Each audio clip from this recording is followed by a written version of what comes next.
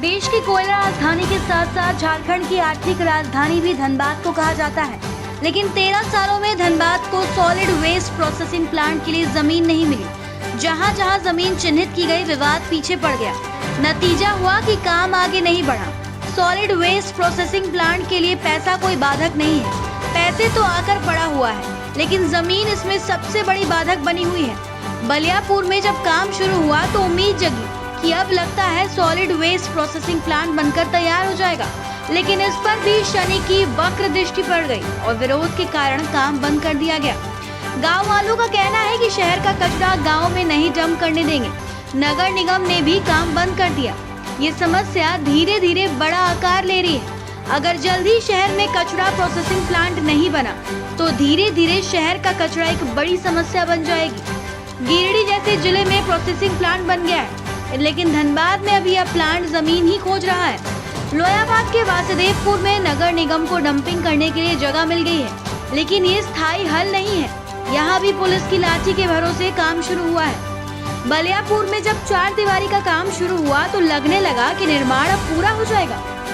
4 दीवारी के बाद कई प्रक्रिया पूरी की जा रही है। इस बीच विवाद बढ़ा और निगम ने काम रोक दिया। बलियापुर में सॉलिड वेस्ट प्रोसेसिंग प्लांट निर्माण का विरोध मुख्यमंत्री तक पहुंच गया। सवाल ये है कि अगर धनबाद जैसे शहर के लिए सॉलिड वेस्ट प्रोसेसिंग प्लांट नहीं तैयार हो पा रहा है तो इसके लिए जिम्मेवार कौन है? 2010 में धनबाद में नगर निगम का गठन हुआ।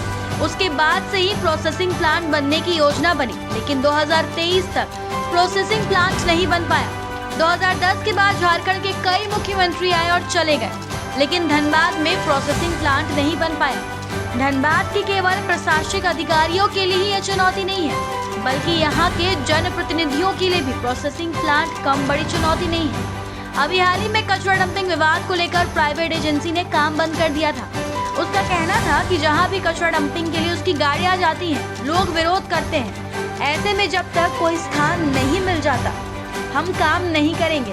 खैर, अस्थायी तौर पर ही वासुदेवपुर में डंपिंग का स्थान मिल गया, लेकिन आज नहीं तो कल स्थायी व्यवस्था तो करनी ही होगी। बड़ा सवाल है कि जैसे धनबाद बारूद के ढेर पर बैठा है, उसी प्रकार आने वाले दिनों में कचरे के ढेर पर बैठेगा धनबाद। धनबाद से ब्यूरो रिपोर्ट।